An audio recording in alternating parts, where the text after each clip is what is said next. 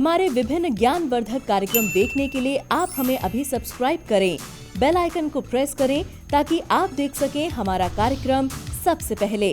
और अधिक जानकारी के लिए फेसबुक पेज को लाइक करना न भूलें। जय माँ इंद्राक्षी। इंद्राक्षी धाम में दर्शकों आप सभी का मैं हार्दिक स्वागत करते हैं। आज के दिन जिन जातकों का जन्म दिवस है, मैरिज एनिवर्सरी है, उन सभी को हमारी तरफ से बहुत बहुत शुभकामनाएं। आज का पंचांग 17 मई सन 2020, दिन रविवार, कृष्ण पक्ष, ज्येष्ठ मास, संवत 2077, तिथि दशमी, नक्षत्र पूर्वा भाद्रपद, राहु काल 4:30 से 6, दिशा शूल पश्चिम दिशा। आज हम जिस सब्जेक्ट को आपके लिए लेकर के आए हैं उसका नाम है बॉडी पेन। हमारे शरीर में कई बार अत्यधिक दर्द होता है। बहुत लोगों को गठिया का दर्द रहता है, बाई का दर्द रहता है, नाना भांति के दर्द रहते हैं, पूरे शरीर में दर्द रहता है, कई बार सिर में दर्द रहता है, अर्ध कपारी का दर्द होता है जिसे हम आदि शीशी कहते हैं, माइग्रेन का दर्द सताता रहता है, बैक पेन सताता रहता है।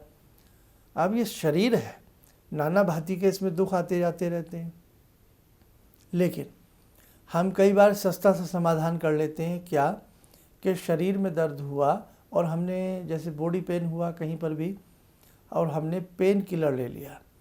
अब पेन किलर लेने से दर्द तो रुक जाता है, लेकिन पेन किलर कोई हल नहीं है।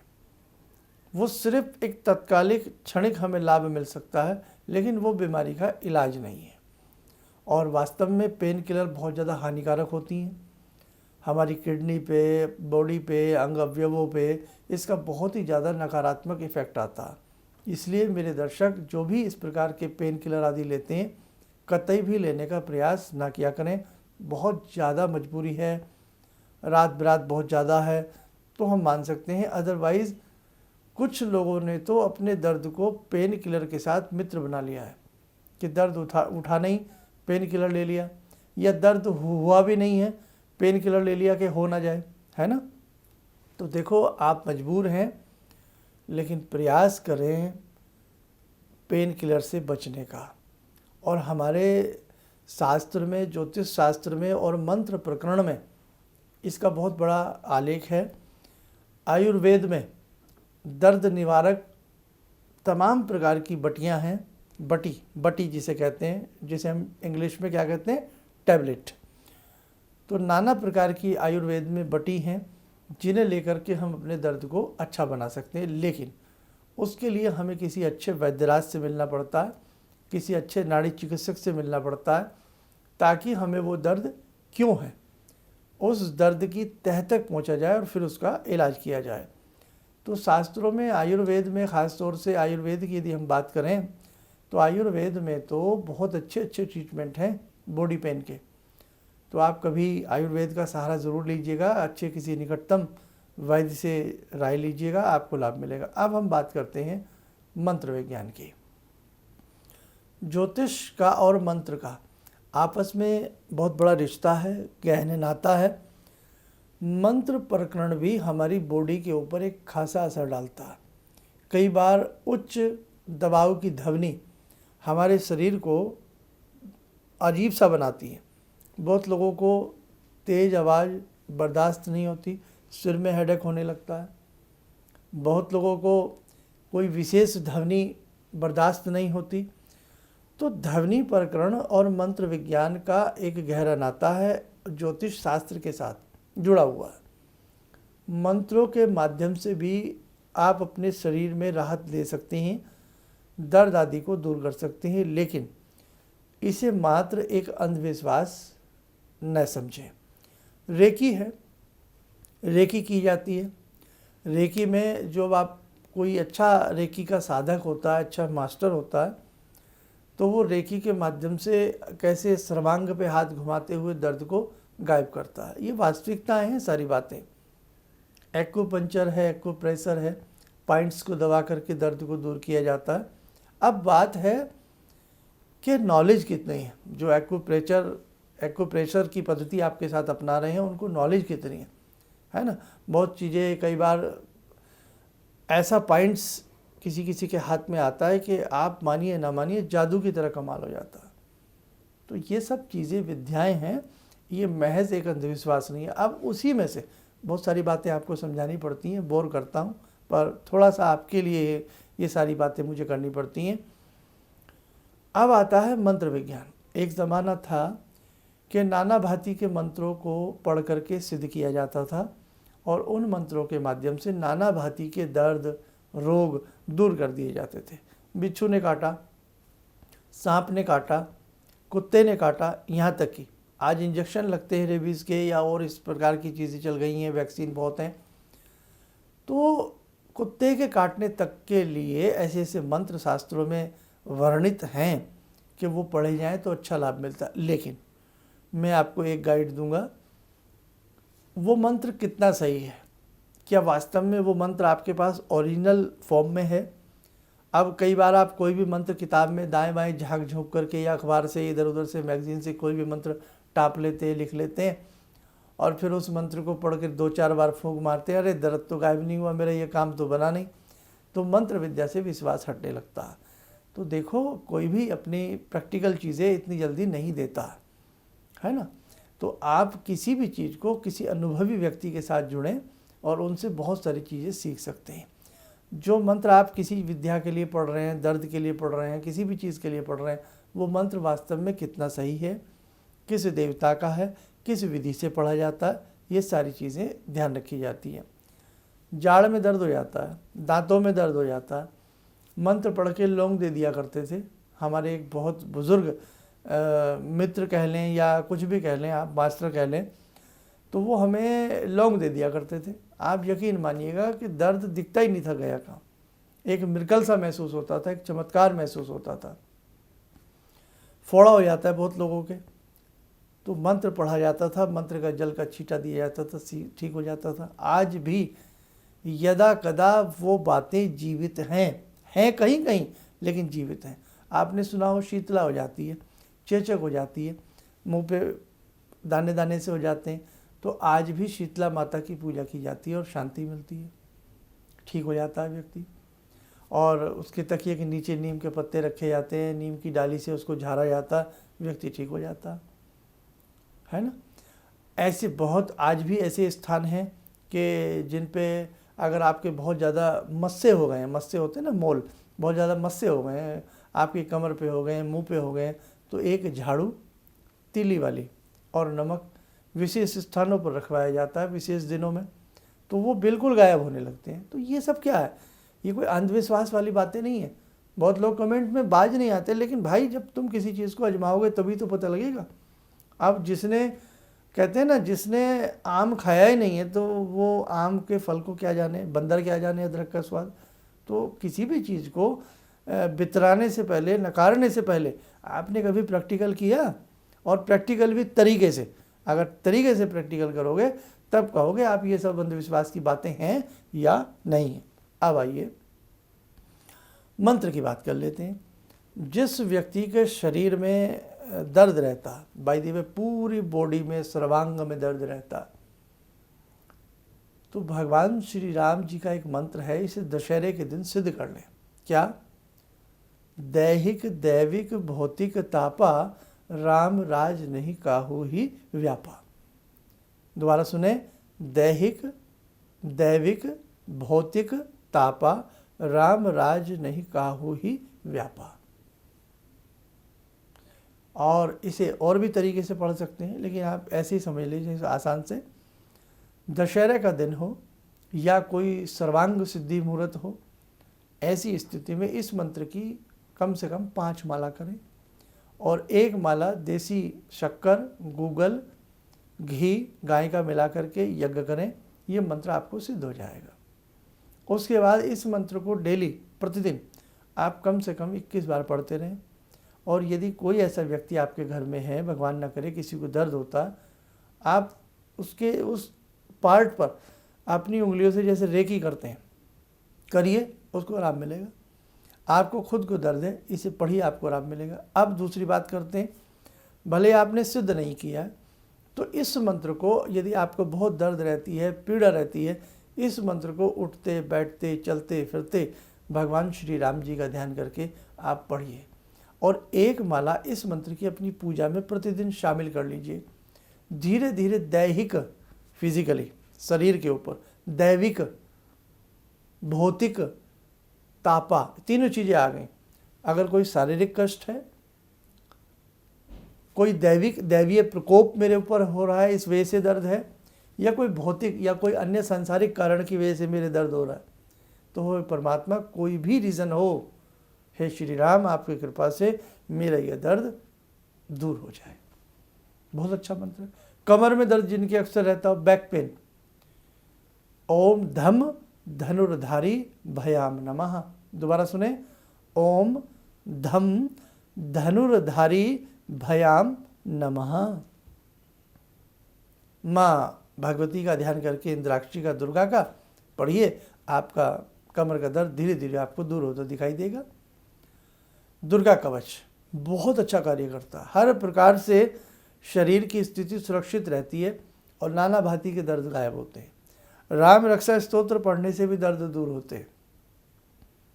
आदित्य हृदय स्तोत्र पढ़ने से माइग्रेन दूर होता है। ओम ह्रीम ह्रीम सूर्याय नमः, इस मंत्र को पढ़ने से भी अर्धकपारी का प्रकोप दूर होता है। चाक्षुषी उपनिषद पढ़ने से नेत्रों के रोग दूर होते हैं, नेत्रों का दर्द दूर होता है। शुक्र के बीजात्मक मंत्र पढ़ने से दांतों के रोग ठीक होते हैं। हृदय के मंत्र अलग हैं, नासिका के मंत्र अलग हैं, कानों के मंत्र अलग हैं, बालों के मंत्र अलग हैं। अरे भैया इतना कुछ है, इतना कुछ है, आप पूछिएगा मत। मुझे बड़ी पीड़ा होती है कि मैं बहुत चीज़ें आपको नहीं दे पा रहा हूँ। बहुत चीज़ें मन करता है आपको रोज़ रोज़ देने के लिए। आप अच्छे से एक डायरी बनाइए और आप इन सब चीज़ों को आगे बढ़ाइए और ख़ुद भी सीखिएगा। और अच्छे अच्छे पुस्तकालयों की जो पुस्तकें हैं, हमारी प्राचीन पुस्तकें हैं, उनका संग्रह करिए, आपने संग रखिए उन्हें, बहुत खजाना मिलेगा। बुज़ुर्गों के पास बैठिए, बुज़ुर्ग हमेशा कुछ ना कुछ आपको दे के जाएंगे। उनकी एक एक बात में जादू होता है, उनका तजुर्बा आपके काम आएगा। आज के बच्चे ना बुज़ुर्गों के पास बैठते हैं, अरे ये तो पुराने ज़माने के हैं, पुराने ज़माने की बात करते हैं। आप क्या चाहिए, आपको पोप चाहिए, हर समय थिरकनापन अच्छा लगता है। अब समझ में नहीं आता है कि व्यक्ति डांस कर रहा है, वो अपनी समझ में नहीं आता। मुझे तो ऐसा लगता है आजकल का जो नृत्य मैं देखता हूँ कई बार, भाई घर में टेलीविज़न है, सब कुछ है, बच्चे भी देखते हैं, सब कुछ देखते हैं, तो कई बार ऐसे लगता है कि ये व्यक्ति नृत्य कर रहा है या किसी सर्कस में ये व्यक्ति सर्कस के कुछ आइटम दिखा रहा है। समझ से बाहर है। नृत्य कला दूर हो गई, गायन शैली अजीब सी हो गई, और बहुत मुश्किल से ढूंढे से अच्छे वैद्य मिलते हैं। बहुत सारी चीज़ें, लेकिन इसका एक कारण हम भी हैं। क्या? हम पुरानी चीज़ों को ज़्यादातर अंधविश्वास के रूप में ले लेते हैं। अरे अब कहाँ घास फूस खा करके आप महाराज ठीक होंगे, आप कहाँ घास फूस खा करके आप ठीक होंगे, ले लेते हैं ना। पुरानी बातों को तकियानुसी बातें, रूढ़िवादिता का नाम दे देते हैं। पुराने लोगों को आपकी तो पुरानी सोच है ये कह करके नकार देते हैं, और देसी चीज़ों को, काढ़ों को, पत्तियों को ये कह करके छोड़ देते हैं, अरे इन पत्तों से क्या होता है। लेकिन आज कोरोना वायरस में, आज इस महामारी में सबको काढ़े याद आ रहे हैं। सारी मेडिसिन्स फेल हो गई हैं। कोई तुलसी का काढ़ा पी रहा है, कोई नींबू उबाल के पी रहा है, कोई छान के पी रहा है, कोई नाक से पी रहा है, कोई मुंह से पी रहा है, सबको काढ़े याद आ रहे हैं, सब खोज रहे हैं आज। तो देखो, ऐसा नहीं है कि हर चीज़ को नकारना नहीं चाहिए। हर चीज़ को आप भले ही उस चीज़ को अपने प्रयोग में ना लाएं, लेकिन हर चीज़ पे तोहमत नहीं लगानी चाहिए। आप बैठिए कभी बुज़ुर्गों के पास, क्या क्या आपको वो बताएंगे। बैठिए कभी अपनी दादी के पास, नानी के पास, बुआ के पास। अब अंग्रेज़ी हावी हो गई है, बुआ भी आंटी है, चाची भी आंटी है, सभी तो आंटी बन गए। हिंदी का ही शब्दकोश ऐसा है जिसमें हर रिश्ते के लिए अलग शब्द यूज़ किया जाता है। तो इतने अंग्रेज़ हम लोग ना बने। और देखो, अब ऐसा मौका दिया है हमें प्रकृति ने, अपने आप को पहचानें, अपनी पुरानी कल्चर पर लौटें, उसी हिसाब से रहें जैसे पहले रहते थे। पहले बहुत सारी बातें, खैर सब्जेक्ट बहुत बड़ा हो जाएगा। दर्द पे हम चल रहे थे, तो राम रक्षा स्तोत्र उसमें काम कर सकता है, और दुर्गा कवच उसमें काम कर सकता है। आदित्य हृदय स्तोत्र उसके लिए बहुत अच्छा है। और कमर दर्द के लिए मंत्र रिपीट कर देता हूँ, ओम धम धनुर्धारी भयाम नमः। और किसी भी तरह की शरीर में कोई पीड़ा हो उसके लिए बहुत अच्छा मंत्र है। आप वैसे इसको चलते फिरते पढ़ सकते हैं, पढ़ सकती हैं, किसी के लिए भी आप पढ़ सकते हैं। दैहिक दैविक भौतिक ताप, बहुत अच्छा मंत्र है। तो दर्शकों, उम्मीद करता हूँ शायद बोर तो आपको मैंने किया, लेकिन शायद कहीं ना कहीं कुछ आपको समझ में जरूर आया होगा। आइए, समय हो चला है भगवान राम की ही बात की है, तो राम की ही ध्यान साधना से हम पुनः जुड़ते हैं। ओम रामो राजमणि सदा विजयते, रामं रमे संभजे, रामेण विहता निशाचर चमू, रामाय तस्मै नमः। रामानास्ति परायणं परतरं, रामस्य दासोऽम्यहं, रामे चित्तलया सदा भवतु मे, भो राम मामुद्धर। राम रामेति रामेति, रमे रामे मनोरमे, सहस्रनाम तत्तुल्यं, राम नाम वरानने। आदो राम तपोवनं दिगमनं, हत्वा मृगं काञ्चनं, वैदेहीहरणं जटायुमरणं, सुग्रीवसंवासनं, बाले निग्रहणं समुद्रतरणं, लङ्कापुरे दाहनं, पश्चात् रावणकुम्भकर्णहननम्, एतद्धि रामायणम्।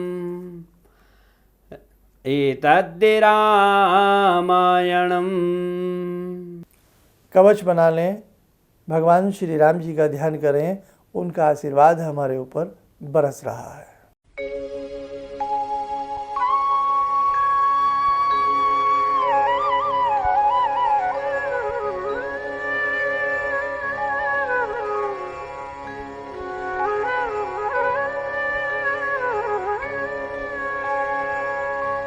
ओम बोलते हुए नेत्र खोलें, सामान्य हो जाए। आप में से अनेकों लोगों की वैदिक जन्म पत्रिकाएँ हमारे यहाँ बनने के लिए आई हुई हैं। बहुत लोगों की भेज चुके हैं, कुछ लोग रह गए हैं। धीरे धीरे स्थिति ईश्वर सामान्य ज़रूर करेंगे, ऐसा नहीं है। विश्वास रखें भगवान पे, सब कुछ धीरे धीरे लौटेगा, सब कुछ धीरे धीरे ठीक होगा। और हमारे साथ भी आप अच्छे से जुड़े रहिएगा। हम भी पूरा प्रयास करते रहेंगे कि घर बैठे बैठे एक मित्र की तरह, एक सखा की तरह आपके संग जुड़े रहें। और एक प्रयास मेरा सबसे ज़्यादा रहता है कि मैं आपसे जब बात करता हूँ तो मैं ऐसे करता हूँ कि जैसे मैं अपने बच्चों से करता हूँ, अपनी बेटी से करता हूँ, अपने बेटे से करता हूँ, अपने परिवार के लोगों से करता हूँ। कभी भी मेरे मन में ये नहीं आता कि आप कहीं दूर हैं। हमेशा ये लगता है कि बस बिल्कुल मेरे सामने आप लोग बैठे हुए हैं और सुन रहे हैं। तो जो भी हमारे संस्थान में कार्य जिनके पेंडिंग पड़े हुए हैं, भाई शीघ्र से शीघ्र हम उनको निपटाने का प्रयास करेंगे, क्योंकि अभी स्टाफ भी नहीं आता है ऑफिस में, सब कुछ ऐसा ही चल रहा है ना। तो बस थोड़ा सा आप लोग धैर्य रखें। इन्हीं शब्दों के साथ हम अपनी वाणी को विराम देते हैं। जय माँ इंद्राक्षी। मुझे ये अंदर से विश्वास हो रहा था कि जो चीज़ 2-3 मैं ढूंढ रही हूँ, क्योंकि थोड़ी बहुत मैं भी भगवान में आस्था रखती हूँ, तो मैं ये सोची थी कि मुझे वो चीज़ें मिल जाएंगी। और रियली मुझे आज यहाँ बैठ के ऐसा लगा, जो आपने 2-3 चीज़ें करने के लिए बताई हैं, कि शायद मेरी समस्याओं का हल शुरू हो गया आज से। किसी भी समस्या के समाधान के लिए मिले प्रसिद्ध हस्तरेखा एवं वास्तु विशेषज्ञ प्रोफेसर धर्मेंद्र शर्मा जी से। नोट: शिविर में भाग लेने हेतु एवं व्यक्तिगत रूप से मिलने के लिए कॉल करने का समय सुबह 10 बजे से शाम 6 बजे तक। हमारे विभिन्न ज्ञानवर्धक कार्यक्रम देखने के लिए आप हमें अभी सब्सक्राइब करें, बेल आइकन को प्रेस करें ताकि आप देख सकें हमारा कार्यक्रम सबसे पहले। और अधिक जानकारी के लिए फेसबुक पेज को लाइक करना न भूलें।